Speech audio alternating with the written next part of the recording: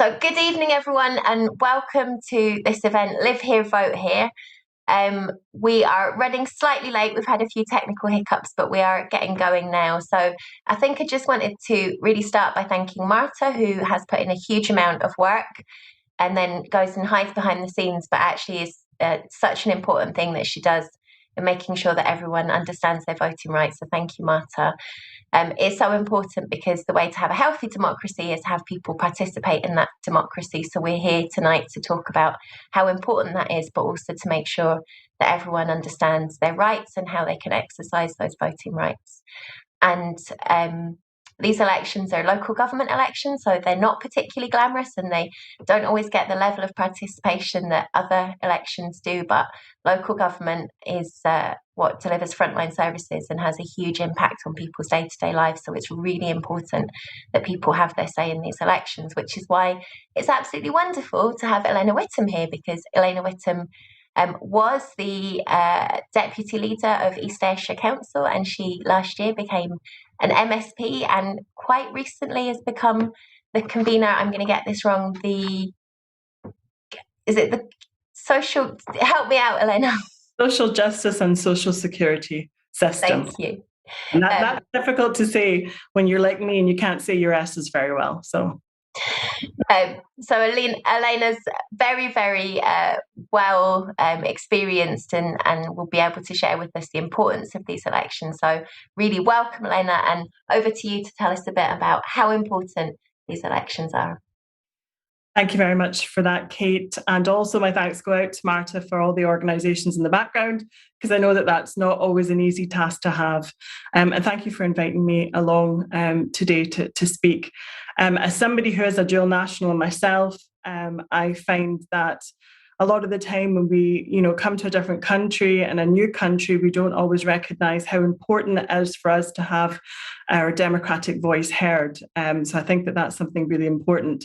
And as Kate has already said, I was the deputy leader of East Ayrshire Council. I was also COSLA, which is the national body that supports all councils' community wellbeing spokesperson, and a big part of that remit was round about immigration. So this is something that is very close to my heart, and I look forward to speaking to you all today. So 2 years ago, actually, this week, the Scottish Parliament passed the Scottish Elections Franchise and Representation Bill, which extended voting rights to all foreign nationals with indefinite leave to remain, including those granted refugee status. And it also means that those serving prison sentences of less than 12 months can still vote, helping them to remain part of wider society and ensuring that we are adhering to the European Convention of Human Rights. The bill also extended candidacy rights to foreign nationals with leave to remain and those with pre-settled status, meaning our community councils, our council chambers, and our parliament will be much more representative of the communities that we serve. A key thing to remember, and Kate's already alluded to this, is that democratic participation challenges the inequalities of power and influence that exist in society. And that's why this bill was hugely important. The passing of the bill also marked the first time a bill requiring a supermajority of 2/3 passed. And I believe this is a testament to the fact that a majority of our parliament in Scotland seeks to ensure that Scotland remains a welcoming country, a beacon in a world that is often hostile and xenophobic. And at the time, Mike Russell, then Cabinet Secretary for the Constitution, Europe and External Affairs, said this bill, a historic piece of legislation, is an example of Scotland's ability to take the lead in making progressive reforms, and one which we should all be proud of. It also reflects the reality of modern Scotland, a nation committed to robustly meeting our duties to the treaties that safeguard our human rights, that welcomes those who seek to join our society, and gives a democratic voice to the most marginalised in our communities. EU and Commonwealth citizens already have the franchise, but it was critical that we recognise the enormous contribution of others by extending the right to vote. This extension is especially meaningful in the atmosphere of uncertainty surrounding the UK government's plan for the immigration system. But instead of instilling insecurity and fear, this government is using the powers that it has to send a message that Scotland is open, welcoming, and a home to all those who so choose. He was absolutely right. And we are seeing a real erosion of the rights of immigrants in the UK.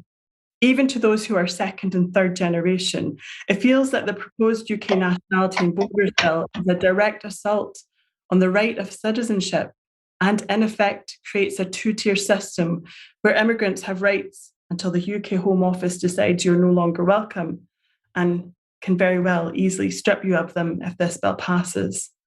This is very dangerous ground, and it is in direct contrast to the open and welcoming Scotland we are seeking to create. I myself was a child immigrant to Canada at the age of 6, and I can remember vividly getting our Canadian citizenship when I was 9, and my parents being proud and excited to vote in the 1984 federal election in our new home country. Both of my parents saw this as a sign that they were very much welcome to Canada and that they were entitled to have just as much say in who governed and created local and national policy that would directly affect them and their children as their Canadian-born neighbours did. But I will caveat this with the fact that the expat label given to those from the UK who have settled abroad has always struck me as creating a system whereby those from white privileged countries are given a special welcome. I especially noticed this as a university student in Quebec, surrounded by immigrants from French-speaking Caribbean islands, such as Haiti, who seemed to be given a very different reception than my Scottish self. We're at a crossroads just now, and we see a very insular and hostile UK government seek to reassert some kind of xenophobic border control. And we are increasing support for an independent Scotland who recognises the value of everyone who makes Scotland their home. If you live here, you're welcome. And part of that welcome means that you have the right to help drive the direction of our politics that governs our daily lives. Anything less would be unimaginable to me, undemocratic, and would mean that policies are created in your absence, without your say-so and your input. And this is just not socially just, and creates a society with categories and hierarchies of rights. I'm proud that our Scottish Government recognises that new Scots enrich and empower our communities, and I would urge all new Scots to make sure that they're registered to vote in time for the upcoming council elections in May. And indeed, if you're a new Scot that's standing for election, I salute you and I encourage you massively. Now, I know that Marta's actually shared some of the links that people will need to be able to register to vote in the sidebar in the chat. And, please take that chance up because, as Kate said before, local government is the government that's closest to you, that affects the most in your day-to-day life and all those services round about you that we all rely on. And it's important that everybody gets out and votes for their local councillors. So please get yourself registered if you can. Thank you, and happy to hand back over to Kate, and hopefully we'll get some questions going. Thanks very much, Helena. That was really, I think, reminded me of how important it is that everyone votes and how important that vote is, particularly in these elections. So thank you very much for that. I think we're still possibly having some technical difficulties, and I think there are some questions coming in from the live stream, but they haven't managed to reach me yet. So I'm working on that. But just to remind everyone in the room to mute when you're not speaking. But if you have a question, then you can either write your question in the chat and I can read it out, or you can put that you would like to ask a question. And I can come to you to ask that question. And again, if you're on the live stream, do let us know if there's anything that you would like us to ask. I mean, I suppose I'll maybe just kick off. I think one of the things that's really important is understanding that you have the right to vote is a bit different from knowing how to do that. So could you kind of talk through what is the process if you're thinking, I get it, I want to go and vote in these elections, but I don't even know where to start. How would someone go through that process to make sure that they are registered to vote? Yeah, that's a hugely important thing to cover. And myself as a dual national, I found out for the last Canadian federal election that I could actually vote from abroad as a Canadian national. So there was a process I had to go through myself. So I had to find the right website, and I had to, fill in the right information and provide proof of my Canadian citizenship, and get the ballot paper sent back to me in time. Here, it's really important that you make sure you're on the electoral register. And to do that, I know Marta's put some links in the chat bar, but each local authority area has an electoral registration officer, and usually it's called an evaluation joint board, where you can get in contact with them. But you can go onto the Scottish Government website. You can get links there to actually take you to your local area, or go on your council's website and type in elections, and you will find the information that will allow you to fill those forms in. And I think that, if you're needing help to do that, I think councils and organisations that support people are really quite good at giving you that help. It might be different now in terms of we're still in the middle of we're coming out the other end of a pandemic, but there should be that local support there for you. But I would direct you in the first instance to your local council's website, and indeed the Scottish Government's website. There's lots of help as well from places like Citizens Advice, etc., who have immigration advisors who can help. Thanks, Elena. And Marta is saying in the chat as well that the links will be shared by email to all participants in the event today, and probably maybe could be shared with Independence Live to go under the live stream to make sure that everyone can access those. I think that would be really helpful. And I suppose the other question that we're still getting over some slight technical issues from getting the questions from the live stream.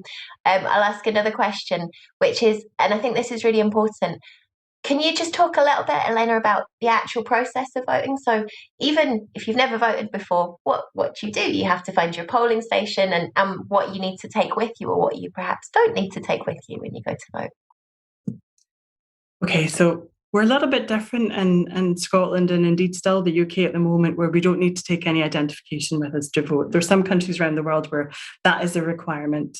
And in some places, people feel as if they need to take their polling card that will come through the post. Generally, we don't need those things here, but you might find that if you have your polling card, you want to take it with you.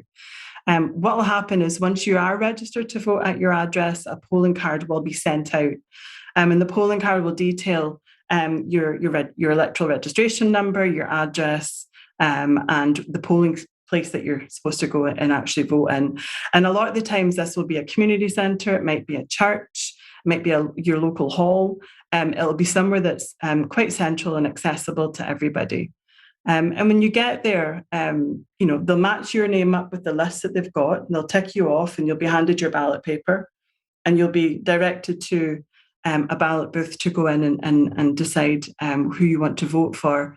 You'll fold that up and you'll take it back over to the clerks, who will make sure that they register that you've actually put your vote in, and your name is marked as having voted. And that's quite an important thing as well. That ensures that nobody else is going to be going and using your vote. But really, I think polling, I've been to loads of, anybody that stood for election has probably been to loads of different polling stations and polling places.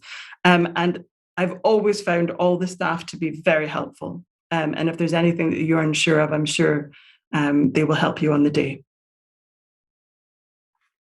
Thanks, Helena. Yes, I think that's very true, that all of the staff are people who are going to do that job because they are quite interested in making sure that people do participate, and are always very, very helpful. So I have got a question that's come through from Indie Live from Hashbury Stumble. So I'm guessing that's an online name. The question is, I've seen comments on this chat suggesting that only Indigenous Scots should have the vote. Could Elena tell us why this should not be the case? Okay, so it absolutely cannot be the case that only Indigenous people to any place have the vote. Indeed, if it was only Indigenous people that had the vote over in Canada, none of the people that went over and settled Canada would have had the right to vote, except for the First Nations that existed there for 50,000 years previously. So anybody, in my opinion, that chooses Scotland as the place that they want to live, work, bring up their families, indeed enjoy, should be enfranchised to vote.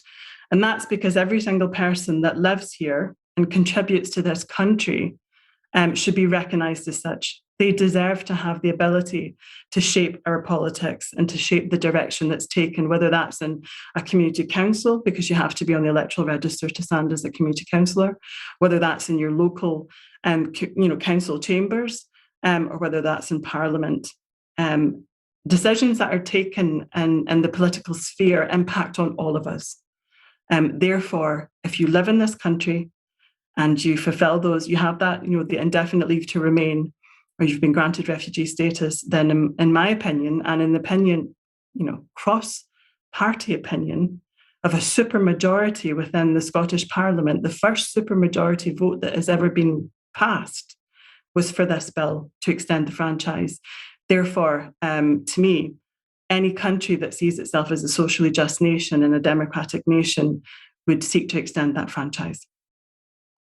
Thank you. I think I would 100% agree with that. And the reality is that anyone who lives here is participating in our society, they're contributing to our society, and they should have a voice and be able to shape how our society is and how we're governed. And again, I would just come back to saying, in terms of local government, that the frontline services that we all use are so important to people's day-to-day lives, and it's really crucial that everyone who uses those services and who also contributes to paying for those services has a say in how they are shaped and what the priorities are for local government. So I'd 100% agree with that.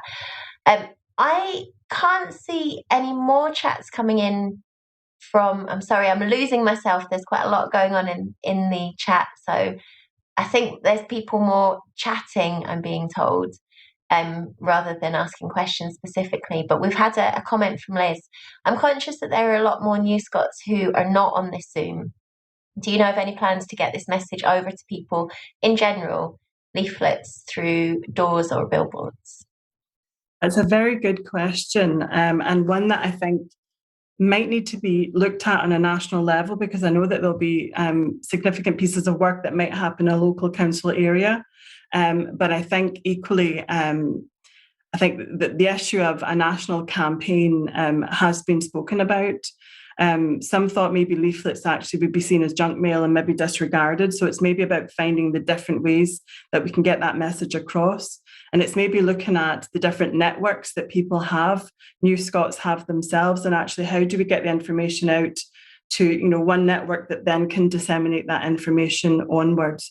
Because it's really important that the franchise might exist there, but if you don't know about it or you're not supported to actually take it up, you're going to miss out on that really important opportunity. So I think that that's something, because we really don't have a lot of time left between now and that election, that we need to look into further, and we need to find out, is there any national campaigns happening? But certainly I do know that local councils will be looking to make sure that messaging does go out, and whether that's through ESOL provision, where there's maybe networks already set up in that area, or whether that's through other support organisations in different local authority areas. Because Liz, I agree with you, it's really important. And I can see that you've got a comment there about it's important for referendums as well. It's important for every single voting opportunity that you may have. And as I said before, I can still vote in Canada. I can only vote in federal elections. I can't vote in referendums. I can't vote in provincial elections. But where that franchise exists here in Scotland, that exists for all of our different types of elections or referendum voting purposes. So we need to make sure that we get that data, that information out to people. Yeah, it's a really, really good point, because especially with it being such a new bill as well, and people just won't be aware. And I think there's certainly groups that have been talking about doing that kind of engagement, and also thinking about the languages that any information might go out in. But actually, it's a really, really valid point about a national campaign and reaching everybody, making sure that it's not just pockets. If you happen to have an active group in your area, you might get that information. So that's probably something to think about and maybe try and make the case for as well. We've had another question. Oh, Marta, you wanted to ask a question. I just wanted to add something to what Elena and you said. As you've probably found out from my accent, I am a New Scot. I've been very passionate about this for exactly all the reasons that Elena has listed, because we are part of the community. But I'm campaigning a lot, not just with the SNP, but with other groups. And what I find out mostly is people don't understand that they can vote. And when we make them aware, you can vote. And people say, really? Because they don't think, they generalize what happens in the UK. For instance, we cannot vote for general elections, but then we can vote here in Scotland. So it is very important for people to understand that. That being said as well, I did reach out to everyone I could. Obviously, I'm Portuguese, I reach out to my community. I know people from Spain, France, Poland, everywhere. I went online to see what were the biggest communities living here in Scotland, and I did share email with them as well. So the only thing I can tell you is there was a big amount of people visiting the Eventbrite. So even though today we're not that many here, I think we did manage to reach a big amount of people. So hopefully, fingers crossed, this may have happened on the background as well, not just us chatting. Thanks.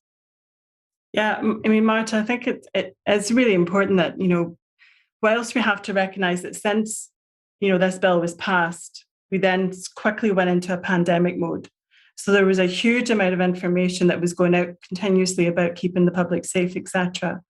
And I think this has probably slightly affected this information being disseminated as much as it probably could have been.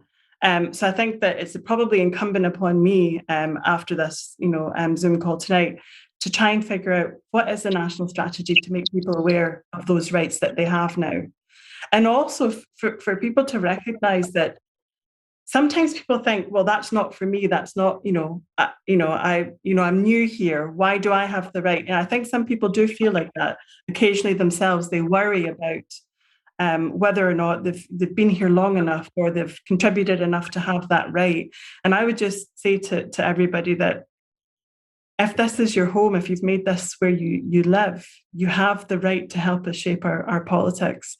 And I would absolutely encourage everyone to get themselves registered to vote. Thanks, Helena. And so we've had a couple more questions come in, and this is probably follows on quite nicely. So Gillian's asking, how long do people have to register to vote? And as campaigners, could we maybe put forms to register with campaign material while stating it's up to them how they vote or who they vote for, which is something I've certainly done in the past. What's your views on that, Elena? Yeah, I think all of us that go and tap the doors during election times probably carry with us the register to vote forms. And goodness, if we could think back to the referendum campaign, I don't think we ever had filled in and tried to take as many of them down to the electoral registration office. Right up until maybe a few days before the poll, we were able to still do that, and there was a huge appetite for people to get themselves registered to vote. I would love for there to be, a big appetite for people who have this new franchise equally to be able to get themselves registered. So I would say to anybody that's out doing any type of campaigning, to make sure that you have that information with you. And equally now, I think the last time, not in my election campaign, but the one I was involved in prior to that, we were actually doing it on the doorstep with people, on mobile phones. People that didn't have access to phones, we were helping them, to get on digitally to register themselves to vote on the doorstep. So, we have lots of those tools at our disposal now. So I think as campaigners, we should be, on the doorstep, we should be doing that. Yeah, 100%. And I think there's also opportunities for things like putting a QR code on a leaflet that takes people straight to the page, or there's lots of ways to be creative about this. So absolutely. So I think any of us that are creating, political leaflets for this campaign coming up should maybe perhaps think about putting those QR codes on the leaflets.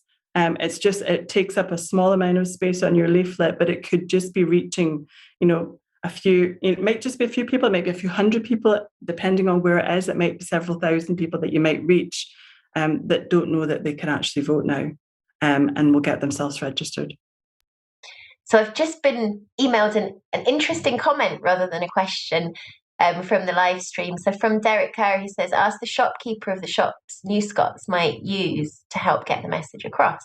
So, for example, Polish supermarkets, and I'm sure other community hubs can be identified. And that's actually another really good thing. So if you're thinking, Elena, about a strategy for how to do this, maybe part of that is about reaching out to those kind of local organisations. I mean, absolutely. Vote forms. That's a really good suggestion from Derek. And I think that it is thinking about where people are going to be, where they're going to congregate, places that they're going to use to make sure that that information is visible and the widest sense possible.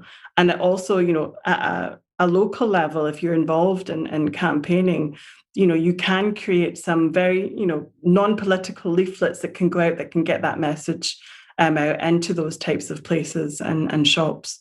And I would suggest that that's probably a really good idea, as well as me going back and checking what's been done on a national level. Yeah, I think that's a great idea. So I've seen, I'm trying to collate the questions into a sort of narrative arc that makes sense. So I've had a question come in, which I think is maybe a little bit unfair to put to Elena, although she may know it off the top of her head and I'll be very impressed. But if not, I'm going to suggest Marta maybe finds out, is how long do people have to register to vote?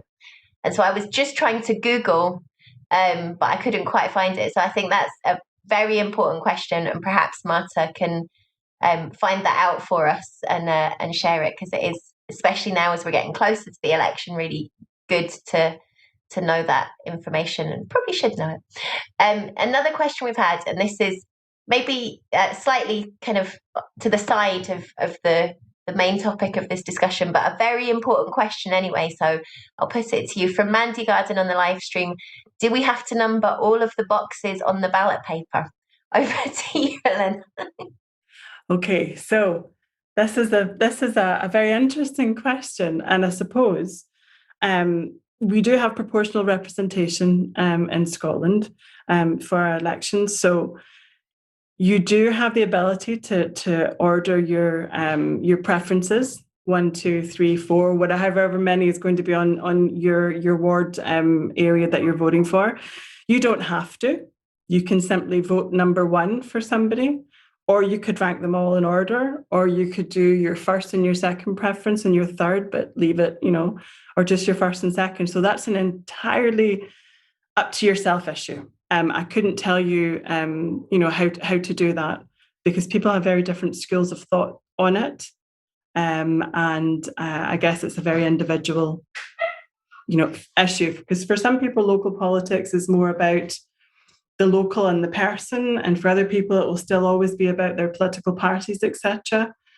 So that's a really individual choice. I think that was a very diplomatic answer to probably one of the trickier questions we'll get tonight.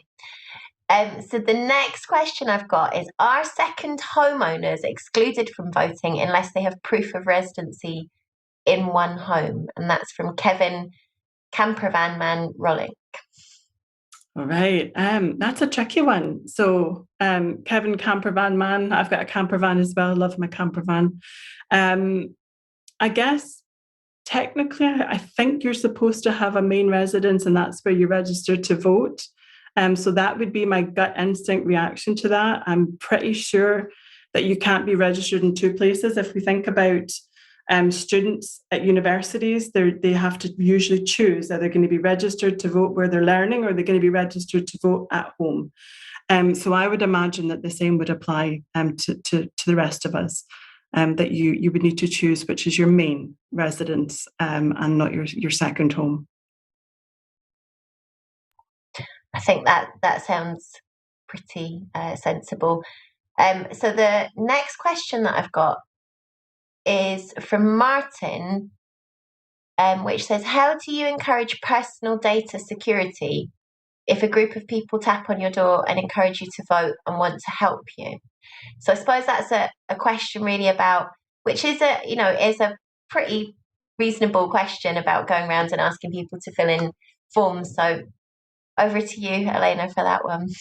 Yeah, so that one is quite an important one, and one that I've thought about in the past, because if you are handling someone's data and taking data for it to be registered, as was done loads of times in the past. I think that's why we kind of made the move to helping somebody to access online and do that themselves on the doorstep. And I would probably suggest that would be the easier way to do it. Somebody might trust you with their details, but I guess as somebody controlling data, you have to decide whether that's something as a branch, and indeed, whatever party you represent or none, that you want to have that information. Carrying the forms with you, helping somebody to complete them, but leaving the forms with them allows them then to still control their own data, and they can actually post that away. But I think the easiest one is probably if you have data on your phone to help them to fill the form in online themselves, just to keep yourself safe, keep their data safe. Yeah, no, that makes sense. And I suppose that's the other thing about QR codes, directing people themselves to it, or it's a difficult one because actually trying to help people to get their franchise is really, really important as well. But yeah, we do have to be very careful about data. So Marta has helpfully got us all of the very, very long technical data about the deadlines. So the register to vote application deadlines for local government 2022 is Monday, the 18th of April for new postal vote applications, including proxies, and that's by including proxies and applying by post, 5 p.m. on Tuesday, the 19th of April. So it's round about there. And I think the 26th of April is by proxy. But Marta's also put the link for that up so we can share that as well to make sure that everyone is able to get registered in time. And I think Liz had asked another question, which is, will it be possible to share with branches what is happening at a national level? So if there are going to be leaflets with QR codes. Yeah, I mean, I think that's something that we can definitely share once we find out. It might be that that's for branches and even a CA or a branch if it's the SNP to decide how they're going to do that. I think anything nationally from a government perspective would come out in an entirely different way. So that depends on whether there's going to be information and posters put in libraries in different places that are from a Scottish government perspective with QR codes. But certainly from a party perspective, we can find out if that's something that is going to be done on a national basis, or whether it'll be up to individual branches to do that themselves, create their own QR codes. Yeah, I mean, it's quite easy to do. And if you're a sort of local branch, you can just find the link and then there's a website or something. I think I've done it before. So it is quite easy to do. So I think local campaigns should be able to do that themselves if they wanted to. And maybe that's something worth thinking about. Obviously, we're not just SNP here. It's an SNP organised one, but certainly through our own structures, and I imagine other political parties will be the same, that sort of national organisers could share with local organisers any kind of information around that, which would be helpful. So, okay, I'm just trying to see if there's any more questions on this. I can't see anything coming through from the chat. But I think one of the things we're talking about a lot about process, and that's been, I think, really helpful for people to understand, exactly what they need to do and who's eligible to vote and how you can go about it. But I wonder, Elena, as a local councillor myself, I'd come into contact a lot with Elena as the wellbeing spokesperson at COSLA, and I have to say she did an absolutely wonderful job in kind of bringing people together. And a lot of that was about really the important frontline services. Could you talk a little bit about, in your experience, some of the really important services that people maybe don't think about being delivered at local government level, but which really have that kind of day-to-day impact on people's lives? And I think that's why it's so important that people do go out and vote in these elections. Yes, I mean, I think when most of us think about our local council, we probably think about bins. That's probably the first thing that people think about, is their rubbish collection, or they maybe think about roads. But councils deliver, schools, early learning and childcare. We deliver, your social care for those people that need some extra help, whether that's care at home or whether that's in a care home setting. Equally, councils deliver a lot of in partnership with third sector organisations, deliver a lot of community support. So we support community councils, but we also support communities to take on assets that may be in their communities, so community asset transfers. And that whole community empowerment agenda, councils are right at the forefront of that with, community workers in all different guises. Councils deliver, financial inclusion work. Councils deliver youth services. Councils deliver diversion services as well to make sure that young people are diverted away from activities that are maybe not the best activities for them to engage in, but channel them into some of the after school work that can be done, or the youth groups, etc. Councils also sometimes still manage all of their own cultural assets, or they maybe have an independent arm's length organisation that deals with all of their museums and their art and their play spaces and their parks and just about everything that you can think of that's in your local neighbourhood.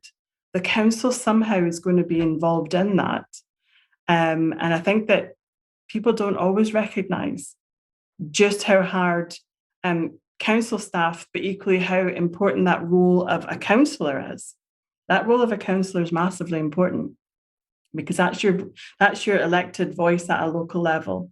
And you generally will have a couple of them. And, councillors generally tend to work really quite well together for their local area because they're there because they want to actually make sure that the place is the best it can be.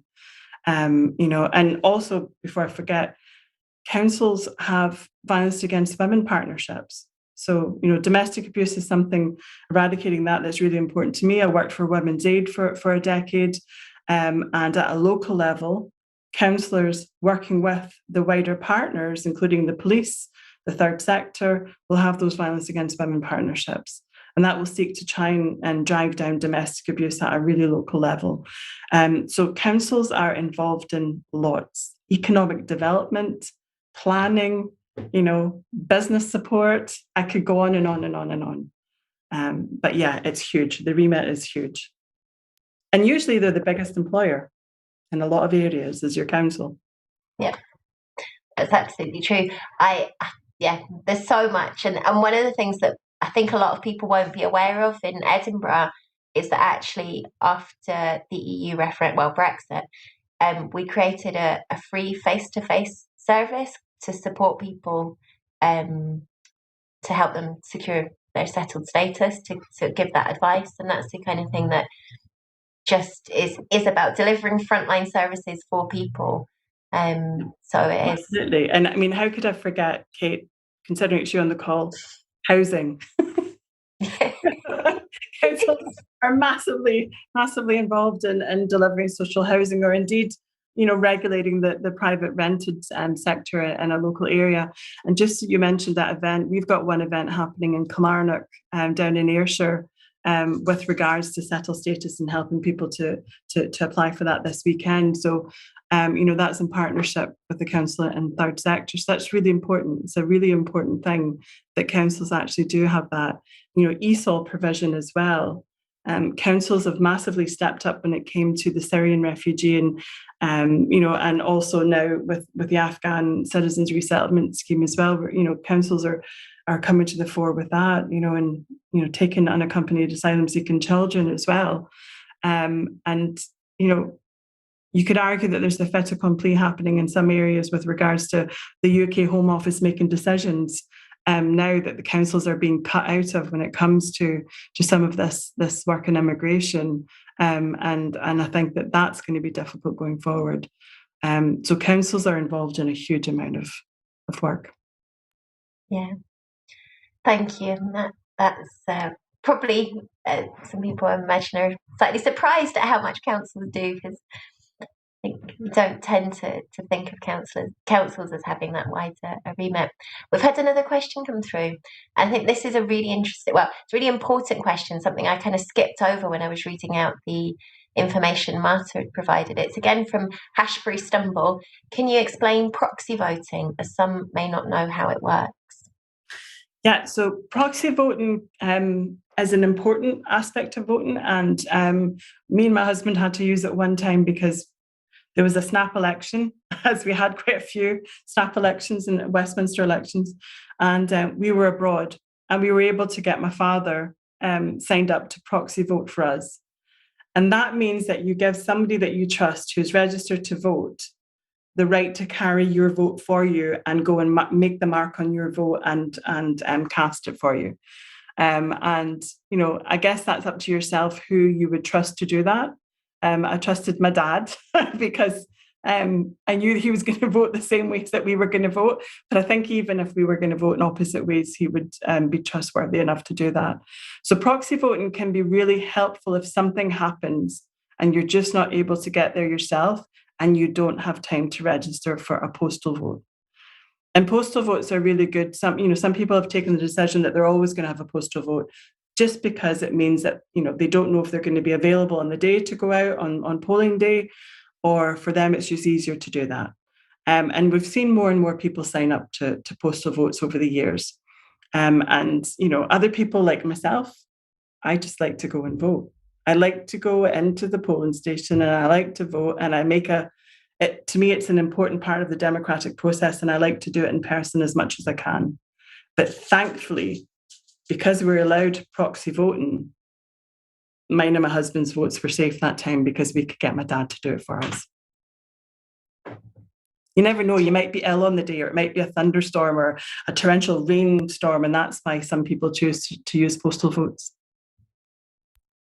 Yeah, and it's obviously during the pandemic as well that kind of changed. I think a lot more people signed up for postal votes because people were feeling anxious about whether or not, and that's, I suppose, the other thing as well. If you sign up for a postal vote, you can still go and use it in a polling station. I think that's what I did, is I signed up for a postal vote to be on the safe side, but I also like going into a polling station, so I went in and used it in the polling station. But there's a lot of different ways that you can place your vote, and really the way that we vote in this country is about trying to maximise currently. Yeah. You know, and within Scotland, certainly, even within still being part of the UK, that you don't have to present identification. It's not about creating barriers. It is about making it as easy as possible. You don't need even your polling card. You can just go in and say your name, and you can vote, and that's really important. I mean, I think it's been recognised that you know, the incidence of voter fraud is so small that, you know, making sure that it's as easy as possible for people to vote is better than trying to restrict or add barriers in the way of being able to vote.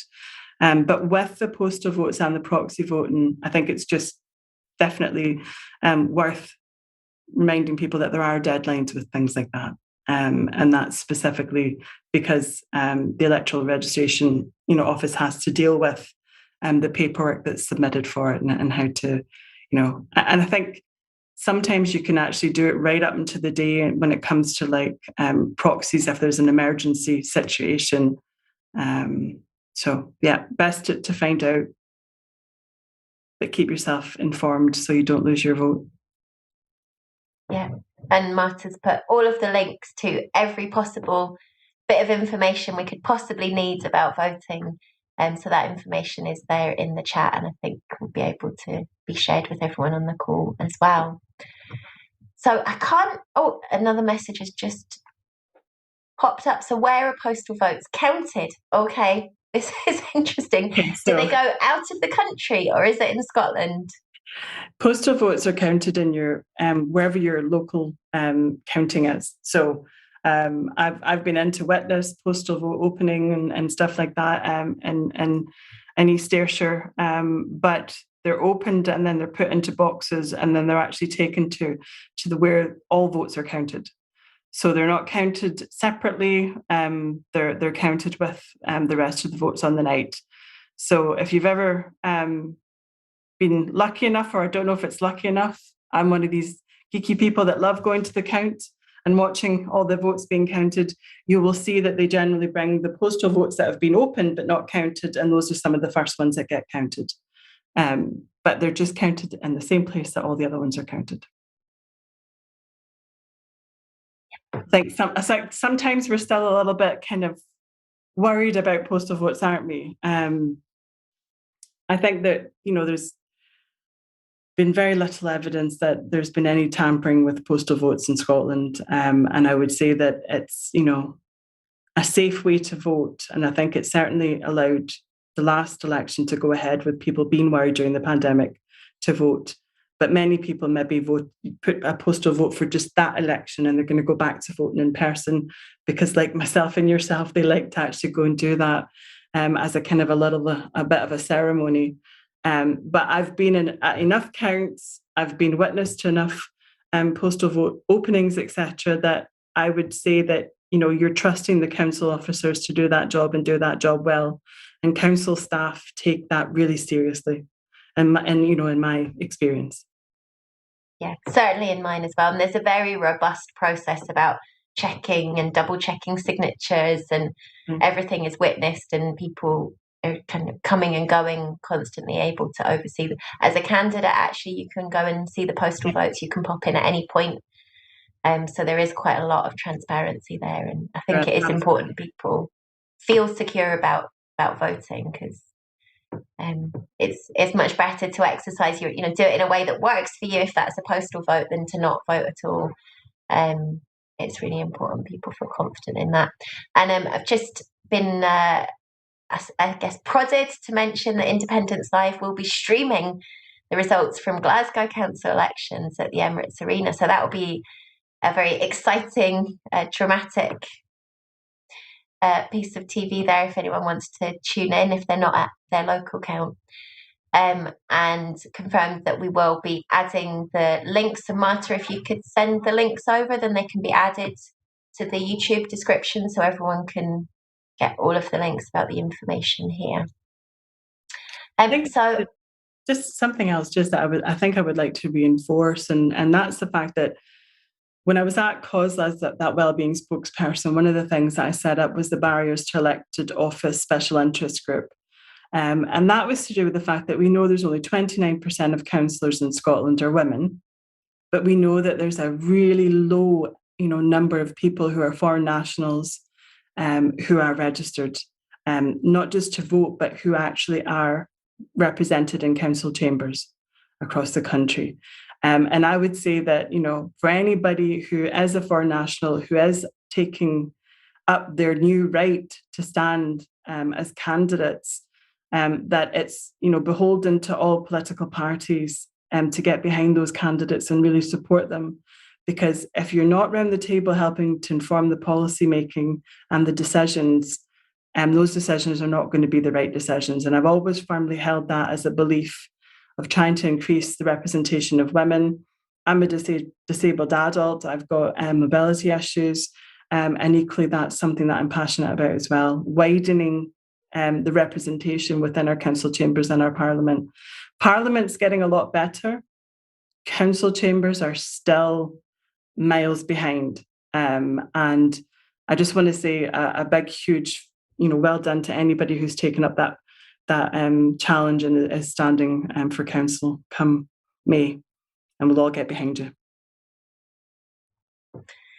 Yeah, thanks, Helena. I think it is really important, and it's something I think a lot of us are really thinking about. What can we do, particularly as people who I'm a councillor, so I am always thinking, how can I reach out and encourage other people to stand and to kind of bring people in. But it is quite difficult, I think, for people to even know about how to go about it. And I think it's important for any one of us in a political party to always be looking at branch meetings. If someone new turns up, and encourage them, ask people if they might think about standing, and support one another to do it, because it is just so important that we have a group of people, as we've already said a lot of times, a very local government kind of centric discussion tonight, but the decisions that are made are so much about frontline services, about your day-to-day life, about the streets or the pavements, about dropped curbs being in place, that if you don't have people who experience those things differently, if you've got, as traditionally we've had older white men being the absolute dominant group, and so a lot of services meet their needs but don't necessarily meet the needs of other people, and not reflective of our communities. And so it is really important people put themselves forward. I would 100% echo that. So I can't see any more questions have come in the chat. I don't think anything's come in from the live stream either. But really just to say thank you so much actually, Elena, did you want to sum up? Sorry, I'd forgotten about that. Did you want to say a few words? No, I'm quite happy just to leave it there. I just, would encourage everybody that can now if you haven't already exercised that right to get yourself registered, please do use all the links in the chat that Marta so helpfully put in there, and that's going to go out by email as well. Or reach out to your local council to get that support, because it'll be there. You will get the help to get yourself registered. Yeah. Thanks, Helena. Just a couple of chats saying that it's been really helpful. So I would really echo that. It's been helpful, interesting, and inspiring. So really thank you so much, Helena. And also hugely thanks to Marta, who puts in all the work to make sure that these events happen, because I know Marta's incredibly passionate about people having their say and being part of those democratic processes. So thank you very much. And thank you to everyone who's joined and been part of the discussion and put forward some of the really interesting questions that we've had as well. So thanks very much, everyone. Thank you.